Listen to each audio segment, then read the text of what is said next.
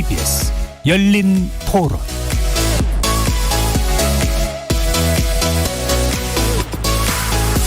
안녕하십니까. KBS 열린 토론 정준희입니다.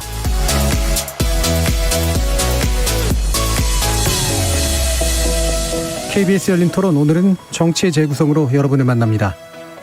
여야의 대선 경쟁이 본격화된 가운데 대권 도전에서 나선 정치 신예들의 행보에 관심이 모아지고 있습니다.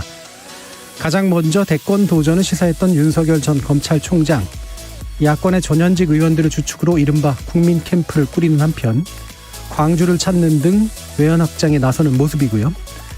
국민의힘 합류 이후 지지율이 오른 최재형 전 감사원장은 여권 후보뿐 아니라 윤석열 전 총장에 대해서도 비판을 가하면서 자신만의 목소리를 내는데 주력하는 모양새입니다. 한편 한때 야권 후보로 거론되던 김동연 전 부총리는 정치 세력 교체라는 자신의 입장과 비전에 뜻이 맞는 이들이라면 누구든 힘을 합칠 의향이어서 여야 어디를 조준하고 있는지 의견이 분분합니다. 관련 내용들 정치의 재구성 패널들의 분석을 통해 자세히 짚어보겠습니다. 또 과거 대통령 탄핵 참여 여부를 두고 여야 대선 후보들 사이에서 설전이 오고 가고 있는 가운데 이명박 박근혜 두 전직 대통령에 대한 광복절 사면론이 제기되기도 해서 논란이 일고 있습니다. 이어지는 2부에서 심층 논의해보겠습니다. KBS 열린 토론은 여러분이 주인공입니다. 문자로 참여하실 분은 샵 9730으로 의견 남겨주십시오. 단문은 50원, 장문은 100원의 정보 이용료가 붙습니다. KBS 모바일 콩, 트위터 계정 KBS 오픈, 그리고 유튜브를 통해서도 무료로 참여하실 수 있습니다. 일라디오, 이제 콩에서도 보이는 라디오로 함께하실 수 있습니다. 시민 논객 여러분의 날카로운 의견과 뜨거운 참여 기다리겠습니다. KBS 열린 토론 지금부터 출발합니다. 살아있습니다. 토론이 살아있습니다. 살아있는 토론, KBS 열린 토론. 토론은 라디오가 진짜입니다. 진짜 토론, KBS 열린 토론.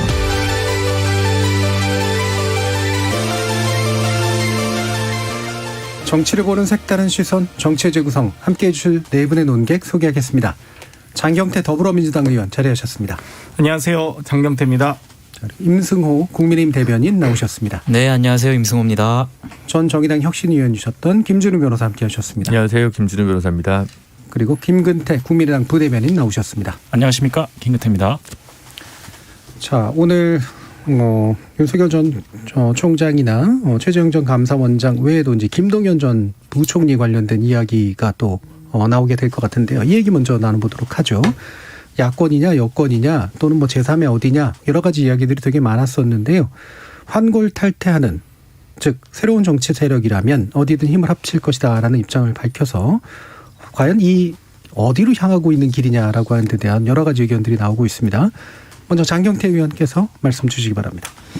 네, 지금 윤석열, 최재형, 김동연 세 분 다 아무래도 이 김종인 전 대표의 거론에 언론이 주목하고 또 본인이 정치에 관심을 갖는 모양새거든요. 이러한 호명 정치가 준비 여부는 차치하더라도 바람직한 모습은 아니라고 봅니다. 어찌되었건 이분들은 최고위직 공직자를 역임하셨던 분들이고요. 부총리, 검찰총장, 감사원장 이런 분들이시기 때문에 남 탓을 하면서 정치하시기는 좀 너무나 그 무게와 책임감이 크다라고 말씀드릴 수 있을 것 같고요.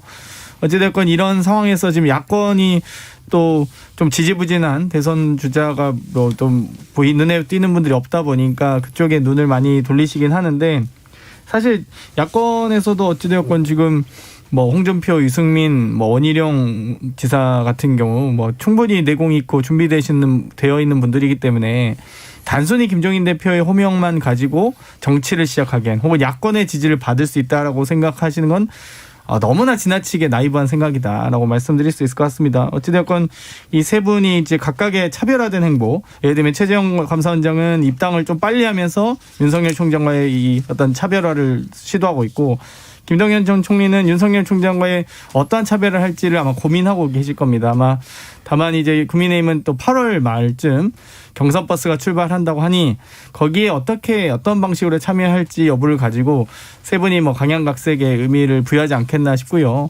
물론 이제 김동연 부총리 같은 경우는 아직 국민의힘 합류 의사를 밝히지 않고 여야 모두 진보와 보수 모두 여러 가지 새로운 모습을 보일 때만이 본인이 어떤 이 동참 의사를 밝히겠다라고 하신 상황이기 때문에 또 이 엄밀히만 해서 김동연 부총리는 야권 후보라고 볼 수는 없습니다. 그렇기 때문에 아마도 이 각각의 이 세 분에 대한 뭐 여러 가지 주목과 더불어 국민의힘 내부에서 어떻게 자강론을 현실화시킬지 그 부분이 더 중요한 것 같습니다. 예. 일단 뭐 세 분 다 얘기를 해주셨지만 김동연 부총리 얘기를 약간 더 좁혀서 다시 한번 좀 여쭤보면 여권은 이미 사실은 이른바 버스가 떠난 거잖아요. 그러니까 대선 후보라고 하는 요번에 있어서는 만약에 여권의 합류 의사를 밝힌다면 어떤 형식이 가능할 거라고 보세요? 지금 저희가 대선 후보 선출 경선 중이기 때문에 또 대선 후보 선출을 당원당규에 있는 기준 180일 전 선출 기준에 맞춰서 진행되고 있기 때문에 김동연 부총리가 사실상 여권의 후보가 되기엔 저는 좀 늦었다고 생각을 합니다. 다만 이 대선 후보 선출 이후에 만약 대선 후보가 여러 가지 정치적 결단을 통해서 뭐 DJP 연합이라든지 뭐 노무현 정몽준 연합 같은 경우처럼 이 후보들 간의 예를 들면 어떤 정치적 큰 결단을 통해서 어떤 한 배를 만든다고 하면은 뭐 같이 합류할 수 있겠습니다만 현재 당원 당규상 혹은 이 당이 가지고 있는 시스템상은 합류하기는 어렵다고 봅니다. 예, 알겠습니다. 자, 그럼 국민의힘 의견 들어볼까요? 임승효 대변인. 우선 김동연 부총리 같은 경우에는 사실 뭐 저희 입장에서도 좀 많이 늦었다라는 시기감적으로는 그런 생각이 있습니다. 왜냐하면 뭐 국민의힘이든 민주당이든 어떻게든 이제는 출발선을 거의 다 뗀 상태인데 뭐 이제 와서 운동화 끈을 묶는 모습이 좀 많이 늦지 않나 생각은 하는데 합류를 한다면 결국에는 국민의힘과 함께 갈 수밖에 없다라고 저는 생각합니다. 왜냐하면 김동연 부총리가 이렇게 정부에서 인사를 하면서도 결국에는 이 소득주도 성장이나 문재인 정부의 경제 정책에 관련해서 이견을 많이 보였기 때문에 사실 문재인 정부가 이 경제 정책에 대한 수정을 하려는 모습은 전혀 보이지 않고 있기 때문에 본인의 어떤 경제 철학과 민주당의 그런 경제 철학이 대립하는 과정에서 민주당과 함께하기는 어렵다라고 보고요. 그래서 김동연 부총리도 정권교체 좋은 미랄이 될 수 있는 분들이기 때문에 저는 그 부분에 있어서는 만약에 진짜로 대선 출마 의지가 있으시다면 국민의힘과 함께 갈 수밖에 없다라고 생각을 하고 또 윤석열 총장이나 최재형 원장과 관련해서 뭐 민주당에서는 정치적 중립성을 훼손했다라는 취지로 계속 발언을 하고 있는데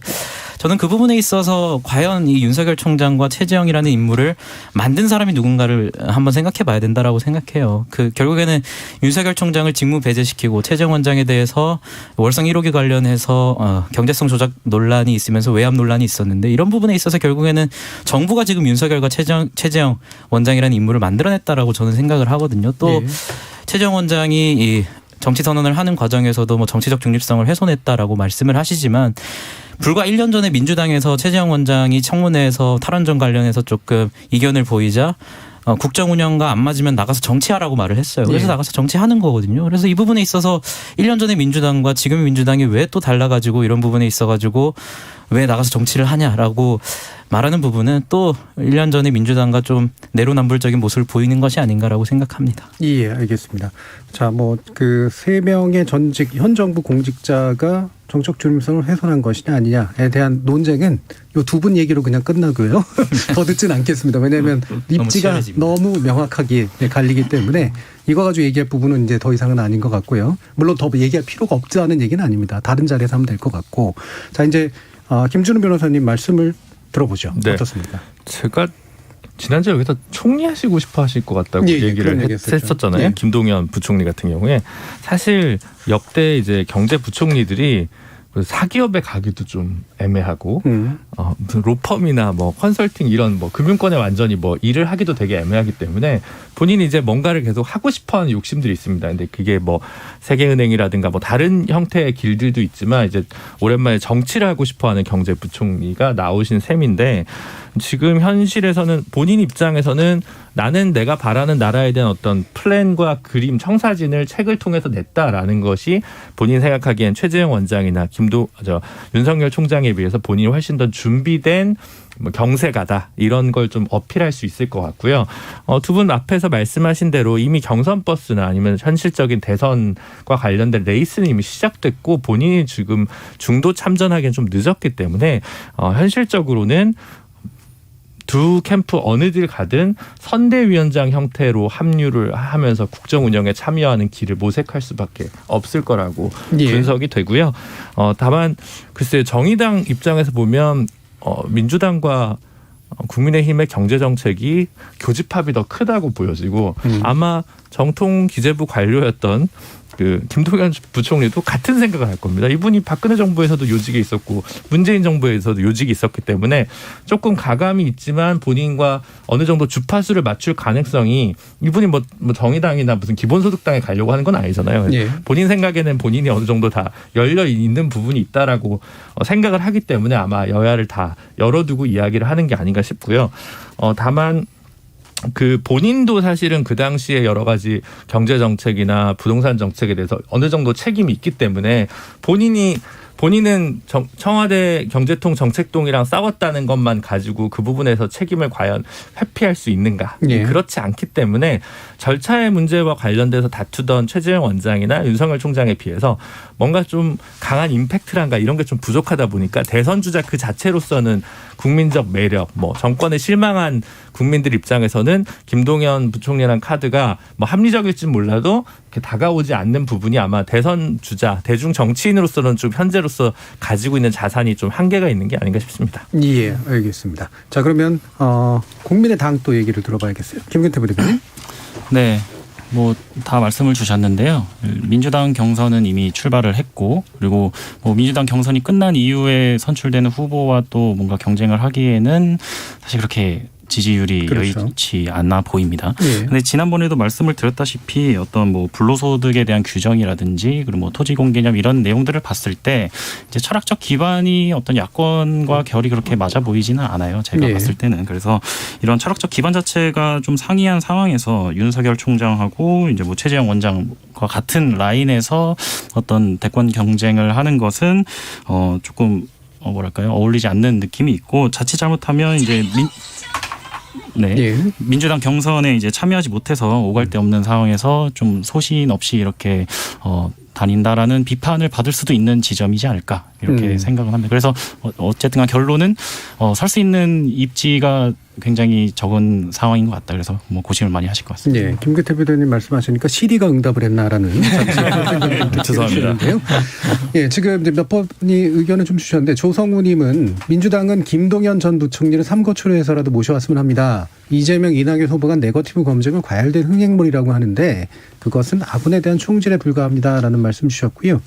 K7368님은 최재형과 윤석열의 싸움이 곧 시작될 건데 최재형이 판정승 거둘 것으로 예상합니다. 여기에 유승민과 원희룡, 하태경이 피투성이가 될 최재형을 직모시킬 것으로 예측합니다. 잘 기억해두기 바랍니다. 라고 말씀 주셨는데요. 무협지를 쓰시네요. 예, 적어놔야겠습니다. 이분이 이제 깐 돗자리가 과연 맞을지도 한번 좀 들어봐야 되겠고요. 자, 일단 이 세 분의 전체적인 이야기는 좀 일부 마무리 지으면서 한번 또 얘기를 해보고 윤 총장 얘기를 좀 가보죠. 윤 전 총장이 국민의힘 전직위원들을 상당수 끌고 갔습니다. 그리고 국민 캠프라고 하는 걸 구성을 했는데요.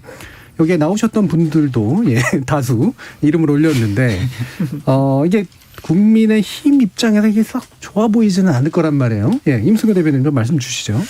사실 저도 오늘 최고회의를 들어가고 지도부분들의 의견을 들었는데 이 부분에 대해서 상당히 좀 우려를 표하는 분들이 많은 것은 사실입니다. 네. 또 당내 후보들을 지원하시는 분들은 결국에는 자기들은 뭐가 되는 거냐라는 생각을 할 수밖에 없는 거거든요. 그래서 저는 뭐 이 부분에 대해서는 뭐 개인적인 생각이긴 합니다만 조금 부적절하다라는 비판이 있을 수밖에 없다. 왜냐하면 결국에는 이 윤석열 총장이 야권에서 중요한 역할을 당연히 하겠지만 이 당에 속한 사람이라면 결국엔 당내에서 윤석열 총장이라는 사람을 어떻게 설득하고 데려올지를 고민해야 되는데 본인이 당 밖에 나가가지고 윤석열 총장의 캠프에 들어간 다음에 당을 거기에 맞춰라라고 하는 건 저는 그건 정당 정치의 기본을 무시하는 거라고 생각하고 이 부분에 대해서 뭐 오늘 한기호 사무총장께서도 말씀하셨듯이 조금 뭐 징계까지도 고려하는 부분이 있기 때문에 이 부분에 대해서는 저는 정당인이라면 제가 지금 정치 초년생이라서 잘 모름에도 불구하고 이건 아니다라는 생각이 들거든요. 그래서 예.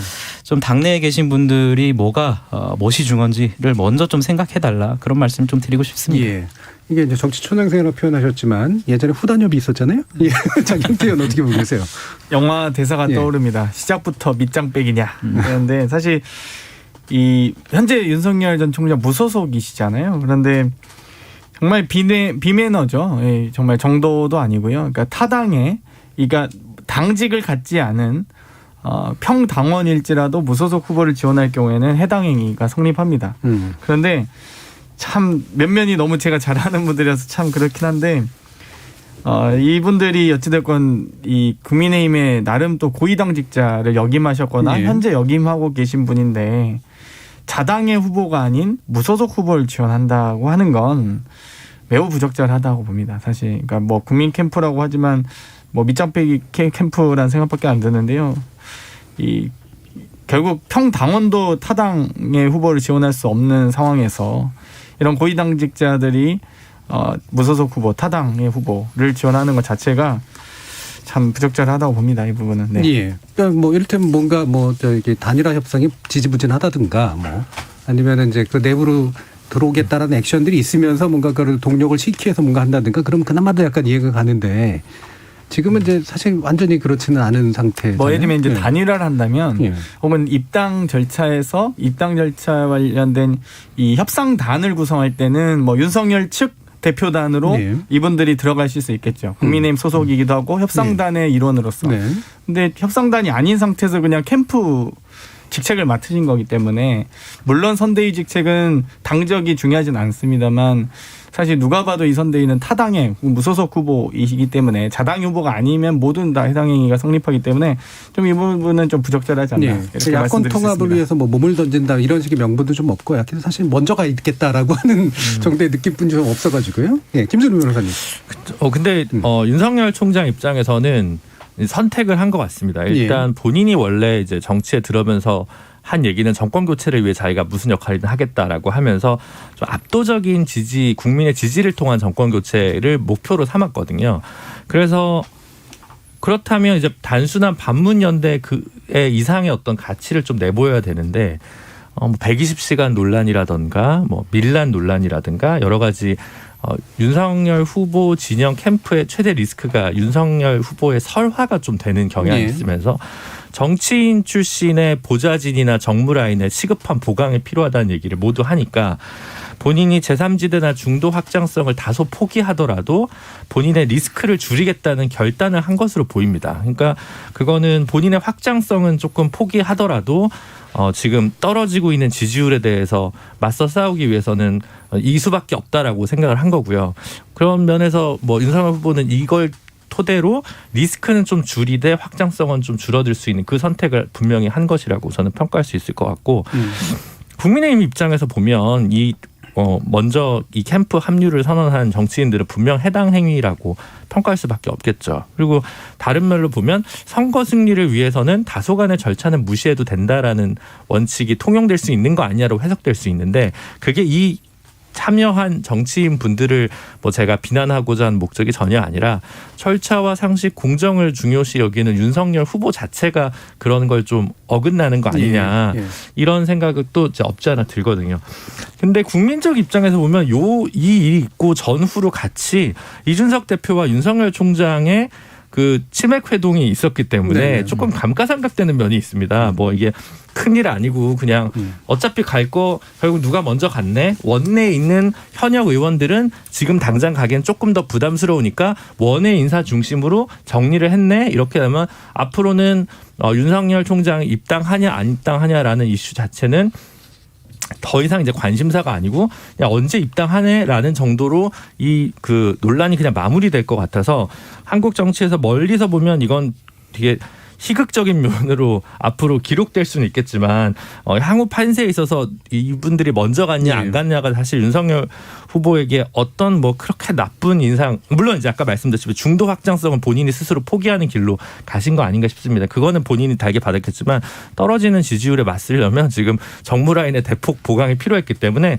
자충수일지 알 수는 없습니다만 지금은 불가피해 보였다. 저는 그렇게 보였습니다. 별로 좋아 보이진 않고 뭐 크게 도움은 안 되는 측면이 있지만 또 크게 파괴적으로 있는 부정성은 아닌 것 같다. 네, 뭐 이런 뭐, 말씀이시죠. 김근태 부대변인 어떠세요?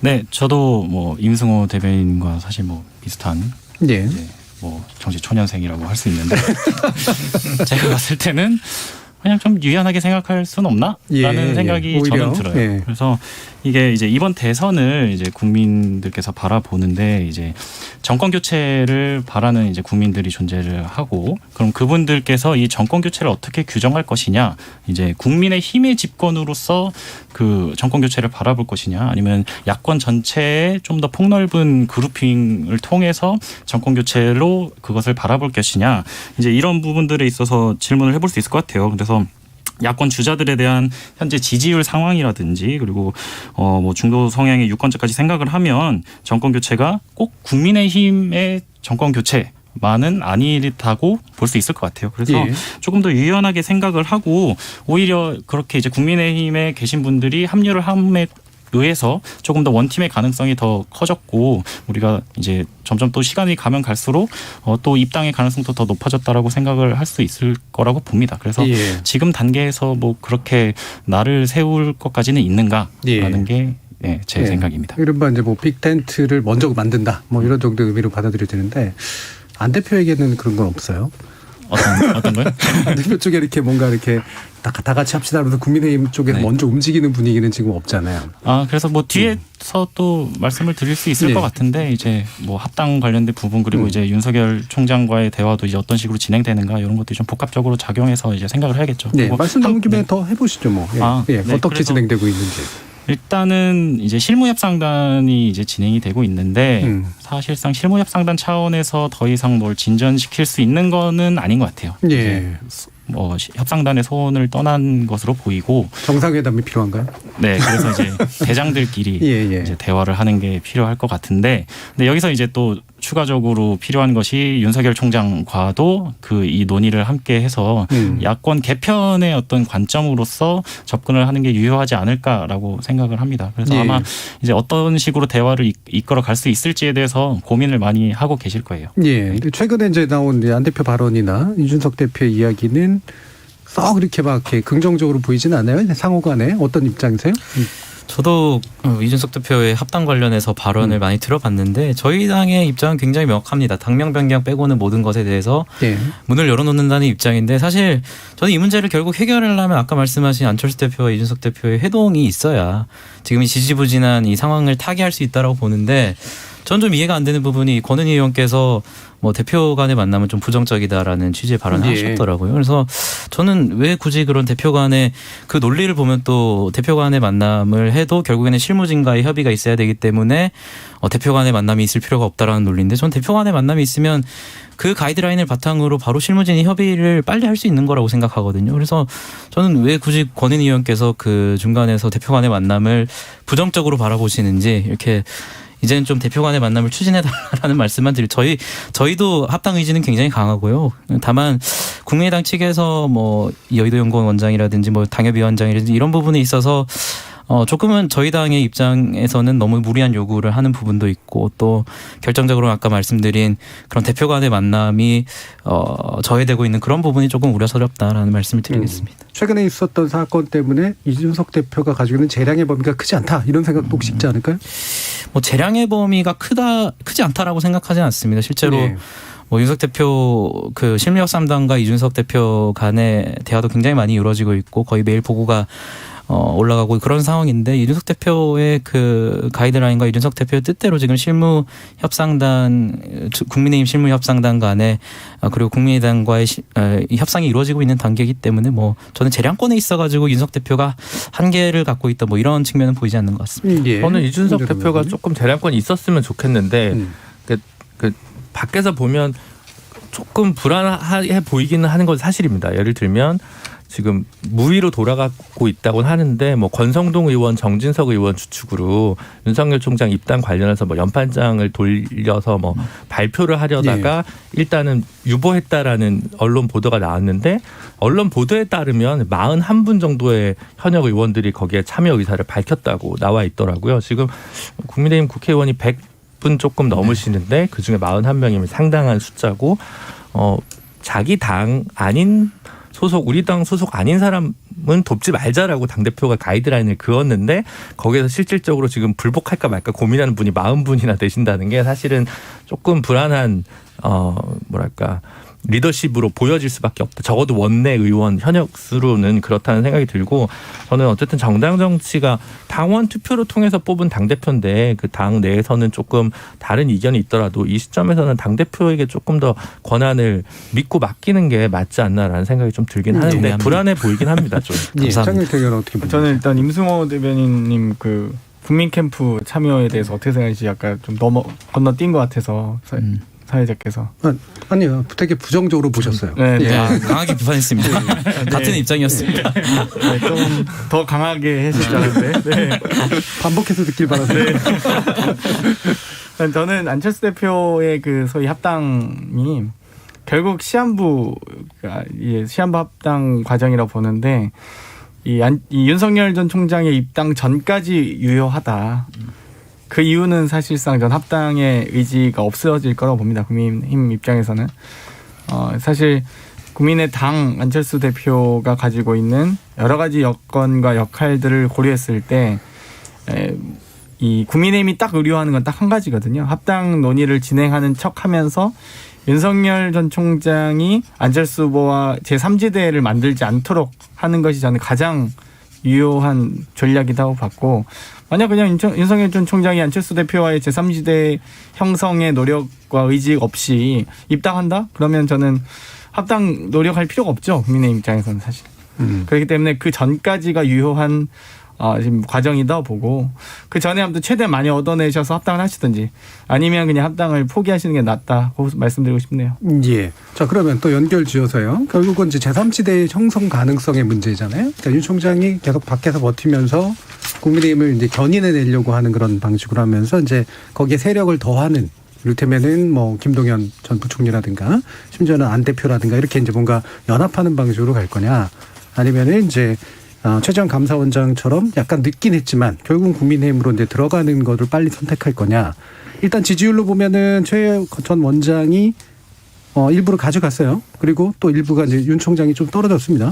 근데 이게 두 가지가 이제 같이 움직인 이제 표냐 그렇지 않느냐에 대해서는 여러 가지 판단들이 있을 수 있을 것 같은데 이 부분 어떻게 보세요, 김준호 변호사님? 근데 그 예전에 제3지대는 약간 정치 혐오, 기성의 정치 양강에 대해서 조금 환멸이나 혐오 정서를 갖고 있는 국민들이 다시 신선하고 괜찮은 서사를 갖춘 후보를 중심으로 뭔가 다시 정치와 우리 사회 공동체에 대한 따뜻한 애정을 갖게 해주는 그런 가능성에 대한 단어이기도 했고 그다음에 유력한 대선 후보가 두 명이 아닌 다른 후보에 대한 어떤 염원의 표현으로 쓰기도 했고 제3지대라는 표현이 사실 다양한 뜻으로 좀 변주돼서 사용돼 왔는데 이번 후보들 같은 경우는 사실은 김동연 후보 빼고는 제3지대라고 얘기하기에는 조금 어불성설인 후보들인 것 같아요. 최재형 원장은 바로 입당하셨고 원체 보수적인 분이셨고 유명하신 법원에서도 그리고 윤석열 총장도 지금 이준석 대표랑 따로 치맥 회동을 이렇게 급작스럽게 할 정도고 이제 그 국민의힘 정치인들 주로 이제 캠프에 만드셨으니까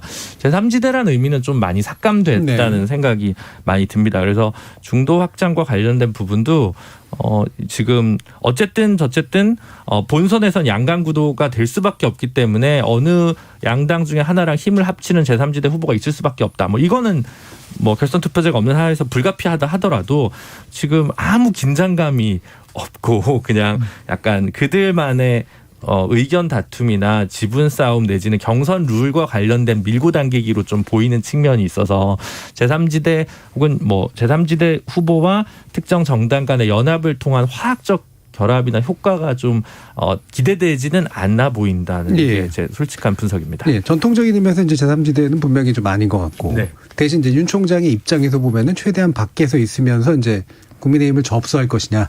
아니면 빨리 들어가서 그 안에서 확장할 것이냐. 사실 이 전략이 문제인 것 같아요. 예를 들면 이제 교집합 말고 여집합이 정확히 보여야 되거든요. 안철수 대표가 뭐 예전에 경제는 뭐 진보, 뭐 안보는 보수, 뭐 이런 식의 표현을 썼다던가 아니면 이제 전혀 그러니까 뭐 예전에 뭐 문국현 의원이 됐든 뭐 여러 가지 방식들의 이제 그런 이미지가 있어야 되는데 지금 오히려 윤석열 후보 같은 경우는 뭐 이따 2부에서도 얘기하겠지만 탄핵 문제에 대해서 다소간에 뭐 반성하는 로우키로 가는 전략을 한다든가 이게 사실은 오히려 중도에 어필할 수 있는 부분을 저버리고 지금 당내 경선을 염두에 둔 포지셔닝이라고 생각이 들거든요. 그런 면에서 봤을 때도 윤석열 후보가 지금 제3지대 후보로서의 가지는 가능성의 지평은 스스로 지금 닫고 있지 않나 최근 몇 주간 그렇게 좀 보여집니다. 예. 지금 뭐 국민의 입장에서요 빨리 들어오세요라고 얘기하고 있는 거긴 합니다만 그러면서 이제 최재형 원장을 이제 대항마로 좀 사실 키우는 것을 목적으로 하잖아요. 근데 이제 일부 이제 퍼센티지가 오르긴 했는데 이게 이제 윤 총장에서 빠진 거냐 그런 것도 있겠지만 기존에 이제 국민의힘 후보들에게서 빠진 듯한 모습도 보인단 말이죠. 그러니까 약간 제로섬 게임도 될 수도 있을 것 같은데 국민의힘 자체의 힘을 키우는 데 있어서는 어떻게 생각하시나요? 저는 개인적으로 이 지지율의 상승의 원인은 뭐 기존의 당내 후보들에서 빠졌다기보다는 윤석열 총장으로부터 가져왔다라고 볼 수밖에 없는 게 언론에서도 그렇고 실제로도 윤석열 총장과 최재형 원장 간의 비교가 많이 됐잖아요. 윤석열 총장이 입당을 지지부진하는 상황에서 최재형 원장이 파격적으로 입당을 했고 또 윤석열 총장이 정책적인 비전에 있어가지고 조금 부진한 거 아니냐라는 비판이 있을 때 최근에 최재형 원장은 페이스북을 개설해가지고 이재명 지사의 뭐 기본소득이라든지 이런 정책적인 부분에 있어서 굉장히 비판을 많이 하고 있기 때문에 비교가 많이 되고 있는 것이 사실입니다. 그래서 저는 윤석열 총장의 지금 최근의 행보로부터 답답함을 느낀 당원들과 국민들이 결국에는 최재형 원장의 이런 어떤 파격적인 행보와 정책적인 모습을 보면서 옮겨가는 거라고 생각을 하고요. 뭐 기존의 후보로부터 옮겨갔다는 부분보다는 윤석열 총장으로부터 옮겨갔다는 분석이 좀 더 유효한 것 같습니다. 예. 그럼 파격적인 행보는 입당 말고 또 뭐가 있나요? 파격적인 행보 같은 경우에는 사실 뭐 입당 이후에 사실 뭐 쓰레기를 줍고 이런 거는 저는 뭐 언론에서도 비판을 많이 했고 뭐 저는 그 부분에 있어서는 비판하기보다는 원래 그분의 성격 자체가 그런 봉사나 이런 쪽에 관심을 많이 두는 부분이어서 뭐 그런 거에 대해서는 논하고 싶지 않고 다만 저는 아까 말씀드렸다시피 SNS를 개설한 다음에 정책적인 모습을 계속 보여주려는 시도를 많이 하고 있다라고 생각을 해요. 물론 아직까지는 입당을 한 이후에 시기적으로 얼마 지나지 않아서 좀 부족한 점도 있는 것은 사실이지만 뭐 실제로 뭐 언론을 브리핑하는 것도 보면은 기자들의 정책적인 질문에도 적극적으로 대응을 하고 있고 본인의 정책을 수립하는 단계에 있기 때문에 저는 이런 부분에 있어서 최재형 원장의 행보는 상당히 긍정적으로 평가할 수 있는 부분이 아닐까 생각합니다. 쓰레기를 먼저 얘기해서 깜짝 놀랐었습니다. 무슨 말이 나왔나 싶어가지고. 아닙니다. 김기태 부대변인. 네, 아무래도 윤석열 총장하고 이제 최재형 원장 간에는 그 대권 이제 그 후보로서의 명분이 굉장히 동일한 측면이 많죠. 예. 다만 이제 그 동일한 면분 중에서도 누가 조금 더 강한 명분을 가지고 있느냐라고 봤을 때는 이제 윤석열 총장이 조금 더 그 지분을 가지고 있는 것 같고 그리고 근데 이 지금 상황을 보면 대권 후보군을 보면은 기성 정치인들이 신인 정치인들보다 좀 경쟁력이 많이 떨어지는 모습을 보이는 게 있어요. 그러면은 이 상황이 왜 이루어졌느냐라는 걸 보면 정권 교체를 바라는 국민들은 이 문재인 정권에 대해서 제대로 된 대응 메시지를 내고 또 그런 행보를 걸어왔던 것에 가장 강하게 이제 국민들에게 어필이 되는 지점이 그 지점이라고 볼 수 있는 것이죠. 그래서 아무래도 이제 그 확장성 면에서 기성 정치인분들이 조금 그 기존에 이제 여러 정치 이제 시간들을 보내면서 딱히 그렇게 차별점을 보여주지 못하셨기 때문에 확장성이 좀 떨어지는 부분이 있는 것 같고 그리고 이제 최 원장님 같은 경우는 전격적으로 입당을 하면서 사실 이제 야권 지지층에서도 국민의힘을 조금 더 강하게 지지하는 그런 분들이 계시잖아요. 그런 분들에 대한 지지를 또 흡수해 가면서 지금 이런 구도가 생겨나는 거라고 보고 있습니다. 예. 자, 그러면 이제 우리가 뭐 지금 장 의원께 또 다시 또 좀 드리면서 그런 부분이 있어요. 그러니까 방금 이제 반문이라든가 현 문정부에 대한 이제 어떤 불만 이런 것들이 이제 표출된다는까지는 충분히 이해가 가는데 그게 그 수치대로 조직화되느냐는 문제는 굉장히 다르잖아요. 이를테면 최재형 원장과 윤 총장 거를 합치면 당선 가능한 어떤 수치가 나올 것이냐. 그다음에 기성의 이제 국민의힘 후보들까지 합치면 그 사이즈가 훨씬 더 커질 것이냐. 중도 확장은 차치하고 그래도 이게 이제 되게 미지수인 것 같아요. 어떻게 판단하시나요, 장경태 의원? 일단 윤석열 전 총장과 최재형 전 원장은 시속 게임 하고 계신 거죠. 그러니까 확실하게 이 서로의 지지층과 이 어떤 여러 가지 지지층이 겹치는 게 여러 가지 여론조사 분석을 통해서 저희 확인할 수 있고요. 다만 이 국민의힘 우리 임승호 대변인도 말씀하셨지만 과거에 윤석열 전 총장에 대해서 김종인 대표가 별의 순간이라고 표현했을 때와 관심 없다고 표현한 그 딱 순간부터 국민의힘 의원님들의 톤이 확 바뀌는 걸 느꼈거든요. 그래서 이제 국민의힘도 관심이 진짜 없어졌구나 이런 생각을 했는데 어찌됐건 사회자께서 말씀하셨듯이 이 반문이라고 하는 그러니까 제3지대 같은 경우는 예를 들면 새 노선, 새 가치를 보통 바탕으로 형성을 해야 되는데 반문이라고 하는 어떤 탈노선, 탈가치, 어떤 탈진영 이런 부분으로는 사실 새로운 지지를 만들어내기는 어렵다고 보고 그렇기 때문에 이제 윤석열 총장 측과 지금 이준석 대표 측과 원심력과 구심력을 가지고 지금 경쟁하고 있는 거거든요. 그러니까 아무래도 지지층이 겹치고 새로운 어떤 지대와 새로운 지지층을 형성하면서 흡수하면서 만들어낸 지지율이 아니기 때문에 이 원심력과 구심력과의 싸움인데 결국 이 당원과 지지자 같은 경우는 이탈률이 있습니다. 예를 들면 저희 같은 경우도 민주당의 당원이거나 지지자이더라도 뭐 한 10% 정도는 보수 후보를 지지한다든지 혹은 투표하게 된다든지 국민의힘의 지지자거나 당원이더라도 뭐 예를 들면 진보 후보, 뭐 민주진영 후보를 10%, 20% 혹은 30%까지 투표한다든지 여러 가지 이제 이 투표 성향을 분석했을 때 그런 결과들이 나오거든요. 근데 아마도 이제 이준석 대표 측은 좀 더 구심력, 그러니까 국민의힘을 중심으로 한 야권 후보 선출을 먼저 방점을 찍을 것이고 나머지 이제 후보들이 방금 그래서 제가 안철수 대표 같은 경우도 윤석열 전 총장 입당을 최대한 막으면서 본인의 합당 과정에서의 이 여러 가지 유효한 유효타들을 좀 얻어내려고 노력할 것이라고 했듯이 원심력이 클수록 더 좋은 측면이 있기 때문에 아마 이 특별히 이 원심력과 구심력의 싸움에서 국민의힘이 의미 있는 대선 주자 지지율을 만들어내지 못할 경우에는 결국 원심력이 세질 수밖에 없다. 그런 점에서 사실 홍준표 후보, 최재형 원장으로 이어지는 소위 야권의 한 3, 4위권 혹은 2, 3위권 후보들을 재빨리 입당시킨 것도 그런 측면에서 해석할 수 있거든요. 그렇기 때문에 저희가 큰 어떤 바둑판을 놓고 봤을 때 큰 바둑판을 놓고 봤을 때 원심력과 구심력의 큰 어떤 수싸움이 이루어지고 있다고 보실 수 있을 것 같습니다. 예. 김준일 변호사님. 그러니까 양당이 모두 지금 다 내년 대선 승리를 확신할 수 있진 않아요. 예. 근데 저희 정의당은 이제 안 되겠죠. 그렇긴 한데. 네. 셀프 디스. 근데 어쨌든 이제 어려운 건 어렵다고 얘기를 해야 되고 예. 국민의힘과 더불어민주당이 지금 누가 대선을 이길지 사실 알 수 없지 않겠습니까? 그러니까 2002년 대선이나 2012년 대선 수준의 굉장히 경합을 보여주고 있는 상황인데 그럴수록 뭔가 시대 정신을 새로 이제 만들어내야 되는 노무현 대통령이 반칙 없는 사회를 얘기했던 아니면 박근혜 후보가 보수 후보로서 이례적으로 경제민주화 복지 담론을 적극적으로 수용했든. 근데 지금 최재형 후보나 윤석열 후보는 아직 그런 시대 정신을 냈다기보다는 내가 괜찮은 사람이다. 이거 정도 이상을 못 보여주고 있는 상황이고 야권 지지층에서는 누가 되면 본선에서 이길까가 제일 관심사지 윤석열이 아니면 안 된다. 최재형이 아니면 안 된다. 이런 식의 코어 지지층이 특별히 형성되어 있는 것도 아니고 정치 구력이 좀 짧기 때문에 서사가 아주 드라마틱한 것도 아니에요. 솔직히 진짜 제 생각에는.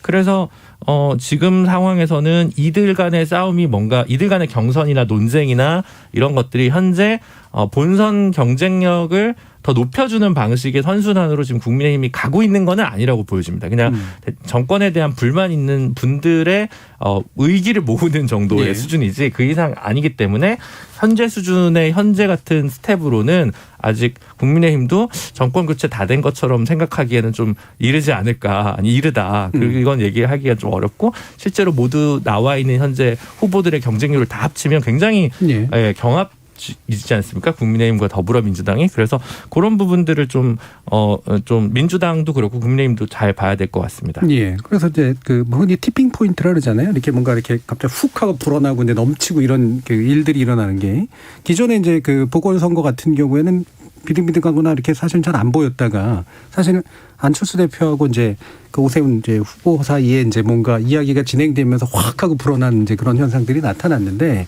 그때 이미 한번 약간 불만을 푼 또 시민들의 어떤 욕구도 좀 있어서 이번에는 어떤 국면이 그런 것들에 좀 유사한 걸 뭔가 만들어낼 거냐 아주 높이까지는 아니라고 하더라도 이게 되게 궁금해요. 이를테면 윤 총장의 입당이냐 뭐 현재로선 지지율이 확 늘어나거나 이러지는 않을 것 같고 아니면 이른바 야권 연대 틀이 만들어진 거냐 뭐 경선을 그런 식으로 막 다 열어놓고 하는 그런 경선 만들어서 서로 막 경쟁하면서 샥 붙어가는 그런 모양으로 나타날 거냐 뭐가 되게 중요한 어떤 변수가 될 거라고 보세요. 저는 결국에는 아까 말씀하신 정책이나 비전을 누가 더 잘 보여주냐 싸움이 될 것 같아요. 지금 저도 변호사님께서 방금 말씀하신 것처럼 굉장히 아쉬운 부분이 실제로 당내 후보들은 뭐 다양한 정책들을 내놓고 있습니다. 다양한 정책들을 자기네 대표 공약들을 내놓고 있는데 지금 윤 총장과 최 원장 간의 뭐 입당 문제 관련해서 그 부분이 빛을 발하지 못하고 있는 부분이 상당히 아쉬운데 네. 저는 결국에는 지금 이 말씀하신 최재형 원장이나 윤석열 총장이 조명을 받는 이유는 결국에는 문재인 정부 하에서 불공정을 겪은 사람들이 반기를 들고 나왔다 이 서사인데 저는 이거는 대선까지 가기는 힘들다고 봅니다. 결국에는 지금 국민들이 가장 어려움을 느끼고 있는 부분은 민생과 부동산 문제 그리고 경제 부분이기 때문에 경선 과정에서 이 부분에 있어가지고 어떤 후보가 정책적으로 정말 혁신적인 그리고 문재인 정부의 어떤 이런 실정을 회복시킬 만한 그런 번뜩이는 아이디어를 보여주냐에 따라서 그 부분이 티핑 포인트가 자연스럽게 될 거라고 생각합니다. 네. 뭐 모범적인 답인데요. 네. 몇 개월 안에 정책으로 보여줄 수 있을까라는 의구심이 사실 좀 들어요. 장경태 의원 어떠세요? 뭐 몇 개월 안에 그 정치 공부가 된다면 너도 나도 다 했겠죠, 사실. 그래서 윤석열 전 총장이 여러 가지 이제 과외 학습 수업을 많이 받으셨는데 지금 뭐 주 노동시간 120시간이라든지 뭐 밀란 또 많은 방송에서 많이 그래도 이 언급을 좀 안 해주시던데 철없는 미친 소리 이런 부분들은 그대로 제가 인용했습니다만 참 이 과연 정치 수업이 되신 분인가? 그러니까 남의 허물을 조사하는 데는 익숙하신 수 있으나 스스로의 허물을 좀 돌아보시는 계기가 됐으면 좋겠다는 생각을 하고 아마 제가 뭐 우리 열린 토론에서도 수차례 말씀을 드렸듯이 아마 이제 뭐 수사는 뭐 잘하셨겠죠. 근데 남북 평화, 부동산 앞으로 많은 경제적 현안들이 하나하나 질문이 이루어질 텐데 그때마다 과연 어떤 예를 들면 120시간 같은 경우는 6일간 20시간씩 해야 되는 시간 아니겠습니까? 24시간 중에 4시간 자는데 뭐 4시간 자지도 못하죠. 2시간 자고 일을 하라는 건데 사실상 불가능에 가까운 일이고요. 그러니까 저는 뭐 정말 어떻게 말씀하실지 모르겠는데 아무튼 남북 평화나 부동산 뭐 문화체육 예술에 대한 부분이라든지 각종 현안에 대해서 우리 진짜 이 정치라는 세계가 이 복잡한 많은 사안에 대해서 또 이 결정해야 되고 선택의 측면이 있는데 그 선택의 순간마다 정말 많은 고심을 해야 되거든요. 근데 또 이 100% 100이면 100 모든 사람의 마음에 드는 정책이란 것이 존재하지 않기 때문에 정말 가장 많은 분들이 또 가장 어려운 분들이 도움받을 수 있는 정책을 선택하는 과정 거기에 대한 고민 시대 정신이라든지 국민과 서민과 약자를 생각하는 기본적인 정신이 없는 분이라면 좀 많이 아마 헛발질이 나올 거다라고 예상합니다. 예. 저희 2081님께서 윤석열 전 총장과 안철수 대표가 함께 입당할 가능성도 높다고 여겨집니다. 그래야 당내 견제 세력에 대응할 여력이 있지 않을까요? 라면서 나름대로 티핑 포인트에 대한 견해를 주시기도 했습니다. 여의도에서 활동하시는 분들이나 모든 분들이 정책 한 방으로 뒤집고 싶어하는 꿈이 있잖아요. 네. 이게 이제 역사적으로 보면 71년 대선에서 김대중 후보의 예비군 폐지 공약이라든가 뭐 누구죠? 노무현 후보의 세종시 행정수도 이전 공약 이런 공약이 또 가끔은 해갈해줄 수 있지 않을까요? 이제 여러 가지 뭐 그런 기대도 가끔 해보긴 합니다. 사실 뭐 갑자기 나오는 선물 보따리가 꼭 좋은 건 아니지만 뭔가 좀 파격적인 공약으로 좀 뭔가 삶을 변화시킬 수 있는 것들은 아직 조금 여지가 남아 있지 않을까 이런 생각도 합니다. 저는. 네, 알겠습니다. 1부는 일단 여기서 좀 마치도록 하고요. 2부에서 또 혹시라도 못 나눈 얘기 있으면 연결해가지고 나눠보도록 하겠습니다. 여러분은 KBS 열린 토론과 함께하고 계십니다. 토론이 세상을 바꿀 수는 없습니다. 하지만 토론 없이 바꿀 수 있는 세상은 어디에도 없습니다.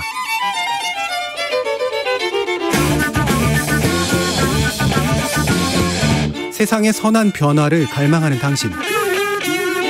정답이 아니라 질문의 힘을 믿는 당신. 우리 KBS 열린 토론에서 만납시다.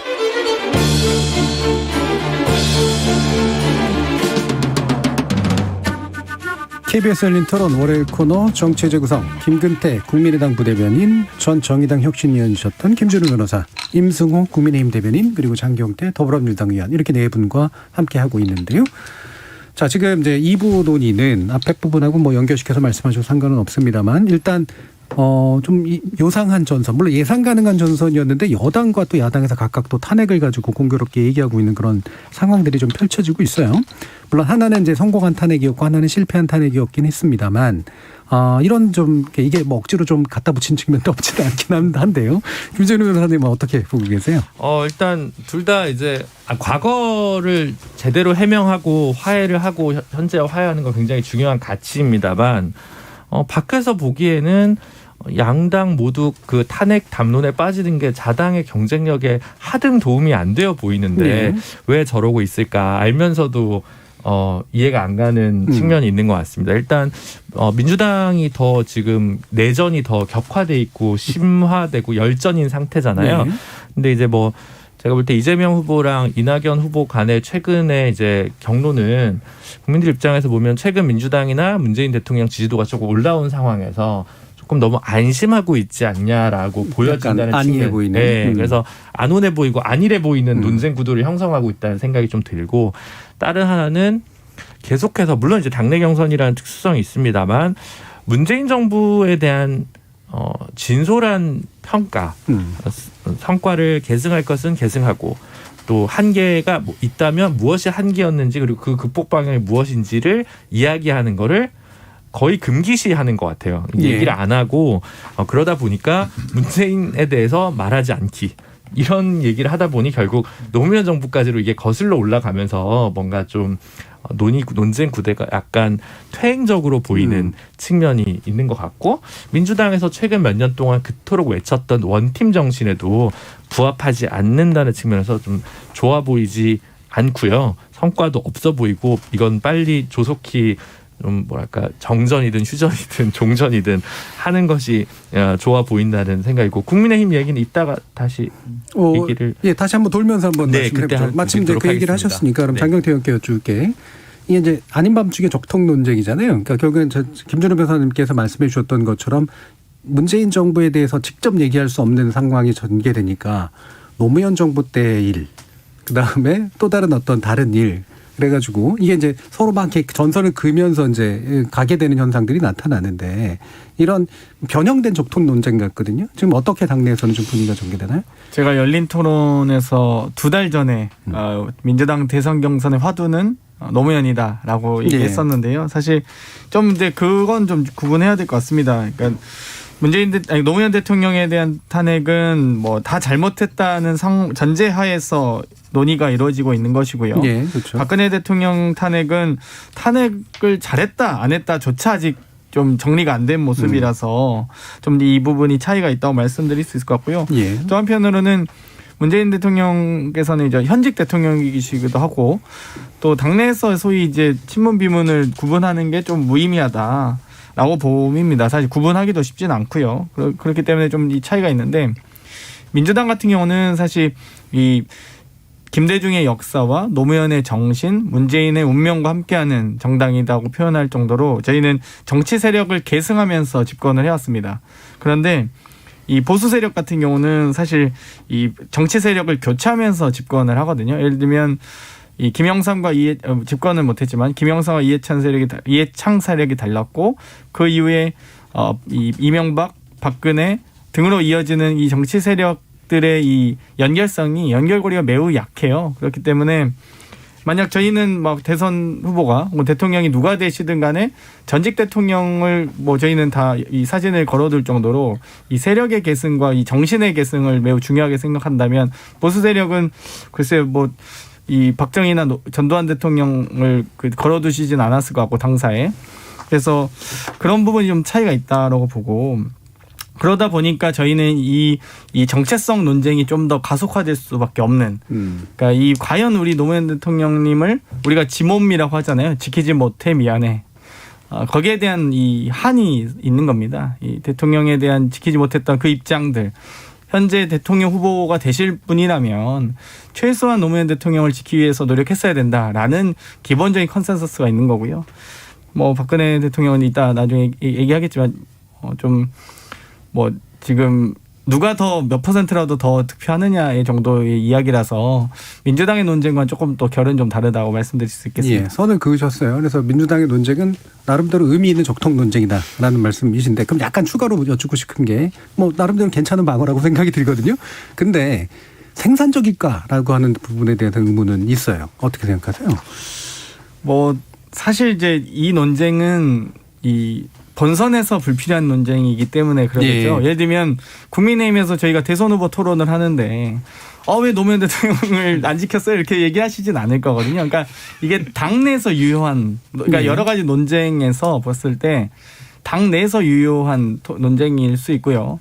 결국 당원과 지지자가 저희 선거인단을 구성하기 때문에 결국 이 지지층에 호소하는 논쟁일 수밖에 없고 뭐 그렇다고 해서 본선에 큰 의미 있는 논쟁은 아니라서 이게 자체가 뭐 의미가 없지 않느냐라고 하기에는 좀 또 저희가 방금 말씀드렸듯이 저희는 이 어떤 세력을 계승하면서 또 정신을 계승하면서 이 민주당의 역사를 이어왔기 때문에 이 아무래도 이 민주당원이라고 하면 거기에 대한 정체성과 역사, 예. 정신을 매우 의미 있게 생각하는 또 여러 가지 저희가 뭐 북포수 또 군사 독재 시절부터 탄압받은 역사들이 있기 때문에 그 부분에 대해서는 저희는 뗄래야 뗄 수가 없다고 볼 수 있습니다. 예, 알겠습니다. 자연스럽게 그러면 국민의힘으로 넘어가면서 국민의힘은 국민의힘 또 내부 얘기를 하면서 뭐 이거는 약간 관전하듯이 얘기를 해주시면 될 것 같아요. 임수기 대변인 뭐 어떤 분위기인가요?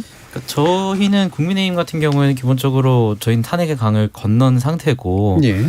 윤석 대표가 경선 과정에서 대구에서 파격적인 연설을 하면서 또 공존이라는 가치를 내세우면서 당선이 됐거든요. 그래서 탄핵의 강은 건넌 상태인데 갑자기 민주당이 그 탄핵의 강으로 갑자기 빠져버리는 모습을 보면서 상당히 안타까운 심정입니다. 저희 당도 그 탄핵의 강에 빠져서 한 4년 동안 허우적된 역사가 있기 때문에 그 강이 얼마나 깊고 위험한지 잘 알고 있는데 저는 아까 사회자님께서 말씀하신 것처럼 생산성의 측면에서 과연 이게 지금 필요한 논쟁인가라는 의문이 들어요. 물론 말씀하신 것처럼 어떤 당내 경선에서 어필할 수 있는 용도로 볼 수는 있겠지만 그 당내에서도 노무현 대통령 때부터 어떤 민주당의 정신이라든지 아까 말씀한 그런 정신을 관심 있게 본 분들에게는 어필할 수 있지만 과연 지금 갓 선거권을 얻은 만 18세 유권자들이 자신이 태어나지도 않은 또는 갓 태어난 시기에 있었던 노무현 대통령의 탄핵을 가지고 지금 논쟁하는 저 모습을 보면서 과연 어떻게 생각할까라는 문제가 있고 또 지금 코로나가 4단계에 접어들고 또 더욱더 확산하고 또 백신 문제가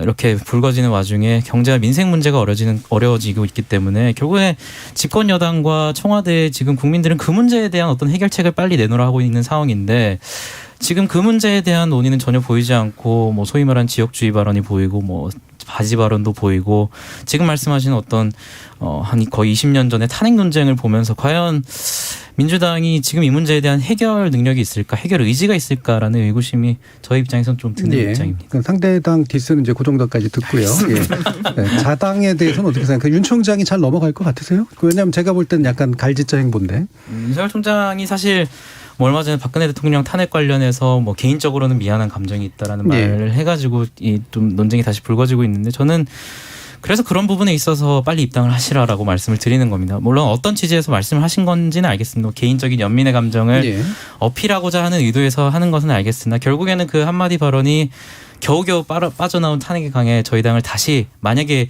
입당을 해가지고 경선을 거치는 과정에서 그런 발언이 또 나온다면 또다시 그런 논쟁이 불거질 수 있기 때문에 저는 그런 부분은 좀 자제되어야 된다고 보고 뭐 다만 그때 그 발언이 저희 당을 지금 다시 탄핵의 강으로 끌고 가고 있다라는 생각은 있지 않습니다. 윤 총장 같은 경우에는 이제 대구에서 발언하고 광주에서 발언이 굉장히 달랐잖아요. 이준석 대표는 대구에서의 발언과 광주에서의 발언이 둘 다 뭔가 의미를 찾았었거든요. 여기서 좀 약간 차이가 좀 느껴지는 것 같은데, 자, 관전 포인트들을 이제 약간 다른 당의 입장에서 한번 들어보도록 하죠. 네, 뭐 여러 가지 얘기들 많이 주셨는데 일단 장경태 의원님 말씀 주신 것처럼 어떤 적통 논쟁이라든지 그리고 또 굉장히 내부 경선에서 분위기가 과열되면서 네거티브가 이렇게 심하게 진행되는 것들 이런 것들이 사실 이제 당내 경선부터 통과하고 보자 이런 생각으로 진행이 되는 부분이 있으면 말씀하신 것처럼 본선에서 이제 그 확장성을 좀 이뤄갈 수 있다라는 그런 뭐 우려를 할 수 있겠죠. 네, 그런 언급은 했는데 취지는 다른 것 같아요. 네. 그리고 사실 이제 뭐 지킨다라는 이제 그런 얘기들이 많이 나와요. 근데 예. 사실 지킨다라는 것이 무조건적으로 잘못을 눈 감고 덮어준다. 그래서 덮어두고 지지해준다라는 방식으로 가는 거는 적절치 않다라고 보고요. 뭐 이제 여러 가지 뭐 측근 비리나 이런 것들 때문에 사실 이전 정권들이 고초를 겪는 것인데 원칙과 소신을 가지고 국정 운영을 하고 그거에 대해서 보좌를 하는 것이 제대로 그 정권을 지키는 길이라고 일단 생각을 하고요. 그리고 이제 윤석열 총장 얘기도 나왔어요. 그래서 예. 그 탄핵에 대해서 이제 사실 전문을 다 보면 그 발언에 대한 전문을 다 보면 사실 그 박근혜 대통령에 대해서 굉장히 마음 아파하시는 분들이 있는 것도 사실이에요. 그렇죠. 네, 예. 그런 분들에 대해서 또 너무 이렇게 강경하게 또 발언을 하면은 또 그것도 어떻게 보면 도의에 좀 맞지 않는 측면도 있기 때문에 네. 그런 부분들을 좀 배려하면서 이게 유하게 말씀을 하신 부분이 있는 것 같고 그래서 이걸 가지고 어떤 뭐 탄핵의 강을 건너지 못했다 이런 부분을 얘기를 하는 거는 적절치 않아 보여요. 그리고 온 국민이 사실 아시다시피 박근혜 대통령을 수사하고 하는데 이제 가장 큰 역할을 한 게 이제 윤석열 총장인데 중요한 것은 이제 살아있는 권력을 수사하는 그런 공정과 정의가 바로 서 있는 후보다라는 것도 본인이 이렇게 계속해서 어필을 하는 것이 좋아 보입니다. 예. 자, 그러면 이제 정치적으로는 이해가 가는데 메시지의 일관성을 유지하기 위한 어떤 나름의 방책도 필요할 것 같은데 이 부분은 김준우 변호사님께서 아주 잘 해주실 것 같은데 어떻습니까? 저는 거슬러 올라가면 김대중 대통령이 제일 잘못한 게 전두환 노태우 두 분 사면한 거라고 예. 생각하거든요. 네. 마찬가지로 윤석열 후보가 정치인이 되니까 이거 불가피하게 정치적 언어를 사용했다. 저는 그게 윤석열 총장에 대한 기대를 거는 국민들의 마음이 만약 무당층이나 스윙보터나 중도층에 있다면 이 발언이 스스로의 표를 깎아먹었다고 생각합니다. 네. 오히려 정면 직구로 아니 이준석 대표도 당대표 선거 나가는데 탄핵은 정당했다고 직구를 던졌는데 본인은 정통파 강속구 투수로 이제 평판이 높았는데 갑자기 변화구를 던지고 볼 배합을 하는 모습을 보여주는 건 본인이 가장 강점을 살렸던 측면에서 본인이 버린 거라고 생각해서 말하자면 제구를 잡기 위해 속도를 줄인다 이런 투수가 되는 거거든요. 그러면 되게 저는 볼 끝이 되게 밋밋해진다고 자꾸 야구에 비유해서 죄송합니다만 그렇게 생각해서 정치적으로도 윤석열이라는 정치인 자체한테도 이거는 좋은 수가 아니었다라는 생각을 하고요. 예. 뭐 가급적 언급을 안 하는 게 제일 좋은 수다라는 게 이준석 대표의 충고였던 것 같고 저는 이게 나중에 본선에서도 분명히 문제가 된다고 생각하거든요. 본선에서 민주당 후보가 사면해야 된다고 생각합니까? 라고 질문을 던질 수 있고요. 또 아마 정의당에서는 민주당에 그런 질문하겠죠. 이재용 부회장 사면해야 된다고 생각합니까? 여기에 대한 어떤 답변을 기다리고 있냐. 어떤 답변이 그 정치 세력의 계급적, 정치적, 이념적, 사상적 지표를 나타낸다. 저는 이게 이재용 부회장, 이명박, 박근혜 전직 두 대통령의 사면 문제와 굉장히 결부돼 있다고 보고 그 부분에 대해서 국민의 뜻을 존중하겠다는 식의 표현이 아닌 좀 더 시원한 답변을 가진 정치인들을 국민들이 기다리고 있다고 생각합니다. 예. 만약에 이번 8.15에 이재용 전 부회장이나 아니면 두 전직 대통령의 사면이 전격 단행이 되면 잘했다고 생각하십니까? 뭐 이런 식으로 전혀 그렇겠죠. 네. 아주 재밌겠죠. 민주당 경선에서는 문재인 대통령의 판단에 대해서 이견을 제기해야 되니까 그런 문제가 있겠지만 이낙연 후보가 연초에 그렇게 지지율이 빠졌는데 과연 청와대에서 굳이 그런 걸 할까라는 생각이 좀 들고 이거는 국민이 만들어낸 탄핵이지 뭐 윤석열 검사가 수사를 잘해서 만들어낸 탄핵도 아니고 JTBC나 뭐 언론에서 폭로한 TV조선이나 여러 군데 기여한 바가 있지만 어쨌든 국민적 합의로 어느 정도 만들어진 그 토대 위에서 법치주의의 헌법재판소 결정으로 된 거기 때문에 이 부분 가지고 이토록 빨리 제왕적 권한의 마지막이라고 했을 사면권을 함부로 발휘하는 것은 저는 적절치 않다고 생각합니다. 자, 김근태 부대표님 사면 관련 어떤 예상하세요? 네, 앞선 시간에서 한번 다뤄본 적이 있는 것 같아요. 그때 이제 얘기가 나왔던 것이 그 국민 여론조사를 살펴봤을 때 과연 이 사면에 대해서 국민들이 어떻게 바라보고 있는가에 있어서 아직 좀 시기가 좀 이르다라는 답변이 좀 지배적이었던 걸로 기억을 해요.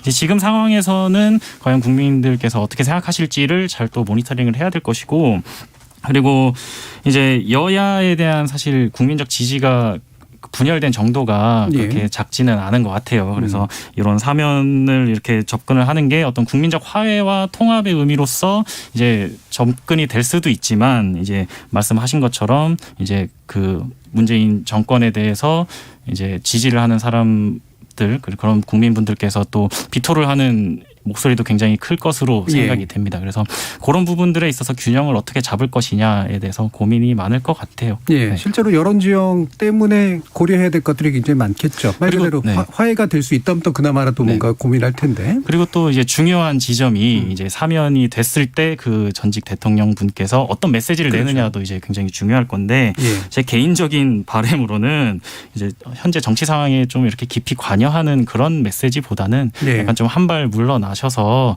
이제 좀 지켜보는 그런 관점에서 메시지들을 내주시면은 좋을 것 같아요. 괜히 이제 또 너무 강한 메시지들이 나오면 좀 여러 가지 여파들이 또 혼란스러운 여파들이 생겨날 수도 있을 거라 이렇게 생각합니다. 예, 이런 것들 다 국민의힘에게도 나름대로 부담일 수밖에 없는데요. 어떻게 보십니까? 뭐 사면 문제는 기본적으로 대통령께서 결단한 문제이긴 한데 저는 과연 저는 기본적으로 저의 개인적인 생각은 기본적으로 정치인이나 기업인의 사면에 대해서는 굉장히 신중해야 된다는 입장입니다. 결국에는 특히나 20대, 30대의 새로운 세대는 이 공정이라는 부분에서 굉장히 민감한 세대고 특히 법이 적용되는 데 있어서 예외가 있는 것을 굉장히 분노하는 세대이기 때문에 과연 그걸 설득할 만한 명분이 있을까라는 의문입니다. 과연 지금 문재인 대통령이 만약에 전직 대통령이나 이재용 회장의 사면을 결정한다면 대부분의 국민들이 뭔가 이건 진짜 화합과 소통의 의미에서 이루어진 사면이다라는 걸 공감할 수 있는 명분이 있는 사면이 돼야 되는데 저는 과연 이 짧은 8월 15일이라는 기간 안에 그런 명분이 만들어질 수 있을까라는 그런 부분에 있어서는 좀 우려가 됩니다. 그렇죠. 시간도 많이 남지도 않았어요. 자, 좀 어쨌건 여당 입장에서 장경태 의원 말씀도 좀 들어보죠. 김대중 대통령께서 사면하셨던 것은 본인께서 죽을 고비를 많이 넘기시면서 그 위협을 가했던 사람을 용서하신 거였거든요. 그렇기 때문에 이 대통령의 사면권을 또 정당하게 행사하시기도 하셨고 그만큼 역사적인 용서였다고 봅니다. 그렇기 때문에 이 김대중 대통령님의 사면은 또 전두환, 노태우 두 전직 대통령에 대한 사면도 좀 의미가 있었는데 이번에 이제 이명박 박근혜 대통령은 또 아무래도 좀 여러 가지 다 이 통치행위일 때도 있고 경제사범일 때도 있고 그렇지만 이분들이 어찌되었건 현재 현존하는 이 법 앞에 평등이라는 정신에는 조금 아직은 형기를 좀 더 채워야 된다는 의견이 좀 다수인 것 같고요. 이재용 이 부회장 같은 경우도 사실 이 법 앞에 평등이라는 점은 마찬가지인 것 같습니다. 다만 이제 이 대통령께서 여러 가지 고민을 하실 거라고 생각하고요. 아마 합리적인 또 신중한 판단을 하시려 봅니다. 김준호 선수 혹시 더 언급할 거 있어요? 아니 그러니까 그 김대중 대통령이 그때 잘했다 못했다 이걸 떠나서라도 반성하지 않는 자에 대해서 사면권이 행사됐을 때 오히려 국민적 분노가 더 많았던 것이 전노 사면에 대한 평가라고 생각합니다. 그 당시에 그 평가가 그 결단이 옳았다고 평가하더라도 그 뒤에를 보고 국민적인 분노가 있고 그럼 지금 전직 두 대통령 수감되어 있는 이명박 박근혜 전직 대통령이 기존에 있었던 자신의 것들에서 현재 반성을 하고 있냐, 국민적으로 반성문을 썼냐라고 하면 그렇게 보이진 않거든요. 그런 면에서 어떻게 거기에 사면할 수 있냐라는 문제가 있고요. 경제 수장들 재벌 회장들에 대해서 유전 사면이고 그렇게 된 평가 이거는 다 빼더라도 지금 이재용 부회장 같은 경우는 내년 지금 재판이 하나 더 있습니다. 그러면 그때 또 유죄 나오면 그때 또 사면할 겁니까? 그러니까 사면을 얘기를 하려고 해도 지금은 절대 시기가 아니고 가석방, 형집행정지 이런 거는 제가 또 별도로 법적인 부분이니까 그 부분에서는 논쟁의 여지나 토론의 여지가 있다고 생각합니다만 사면권을 지금 발휘하는 것은 그 다음 재판은 그럼 또 현재 통치 권력에서는 이재용 부회장 좀 무죄 쪽으로 갔으면 좋겠다라 오히려 시그널을 줄 수도 있기 때문에 현재 있는 재판에도 별로 좋은 영향을 주지 않을 것 같다라는 생각입니다. 2650님이 보수 세력이 박정희 대통령에서 못 벗어나듯 진보 세력 노무현 대통령에서 벗어나지 못하는군요. 언제쯤 미래를 이야기할 수 있을까요? 라는 의견도 주셨는데요. 시간이 약간 애매하게 좀 남았긴 합니다만 제가 궁금했던 거 한 가지만 짧게 한 네 분께 여쭤보도록 할게요. 지금 지난 주말을 이제 완전히 터뜨렸던 이슈가 하나 있지 않습니까? 법사위 문제. 올림픽. 국민적으로 올림픽이죠. 양국 얘기는 안 하겠습니다. 오늘 정치의 재구성이니까. 자, 장경태 의원 어떠세요? 지금 분위기?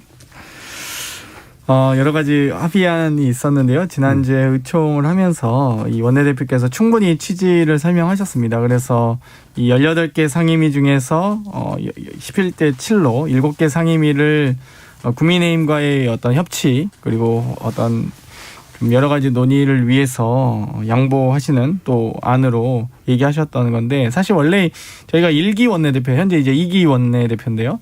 1기 원내 때 저희가 이미 합의했던 안이었습니다. 11대 7로 해서 저희가 7개 상임위를 하는 걸로 얘기를 했었고 풍문에 의하면 조호영 원내대표께서 합의하신 걸로 들었는데 저도 갑자기 이제 김종인 비대위원장과의 논의 이후에 갑자기 철회되는 그런 과정이 있었다고 들었는데요.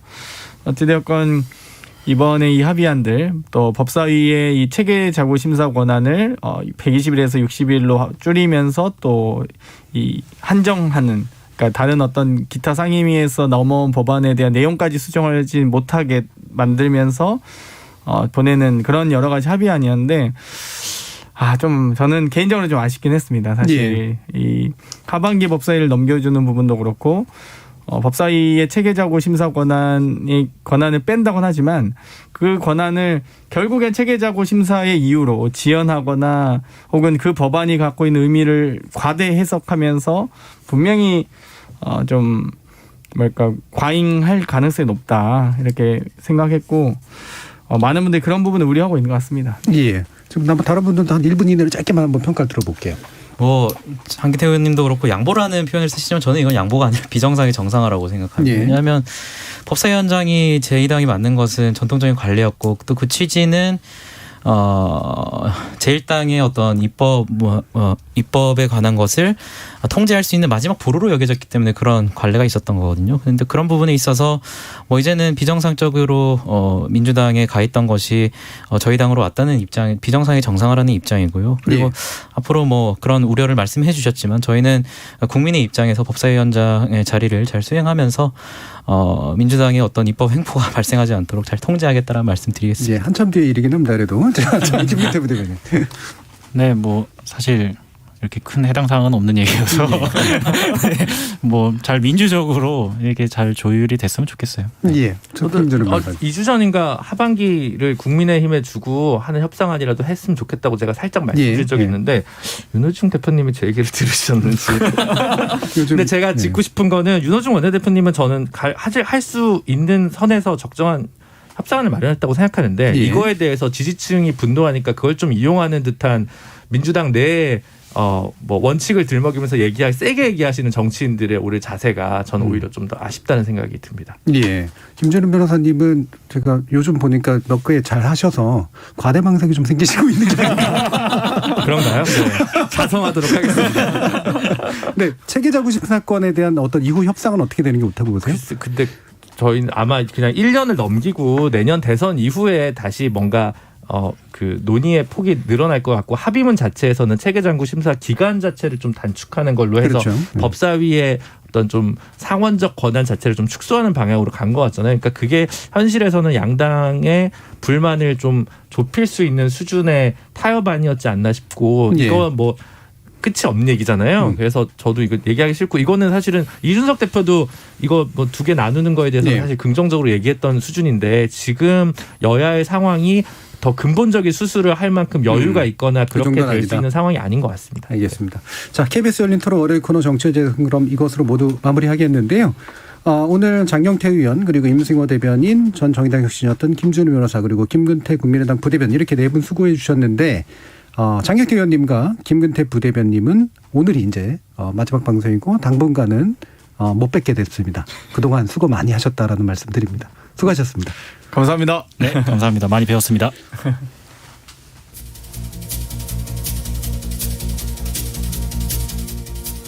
대한민국 근대 역사에서 반정치적인 방식으로 정치 권력을 추구한 역사는 유구합니다.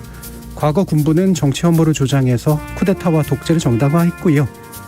그나마 민주화 이후 정당 정치가 복원되자 장기간 검증을 거친 정치인이 민주적 통치권자로 발탁될 수 있게 됐지만 그 와중에도 늘 정치의 외곽에서는 제3의 인물이 등장해서 혜성같이 부상하곤 했죠.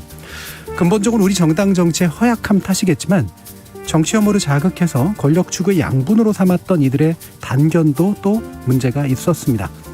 민주사회에서의 정치의 문은 누구에게나 열려있지만 그렇다고 아무나 권력을 줄 수 있는 건 아니었다는 사실, 부디 정치 혐오를 넘어선 정치적 역량을 보여주시길 기대에 마지 않습니다. 저는 내일 저녁 7시 20분에 다시 찾아뵙죠. 지금까지 KBS 열린 토론 정준이었습니다.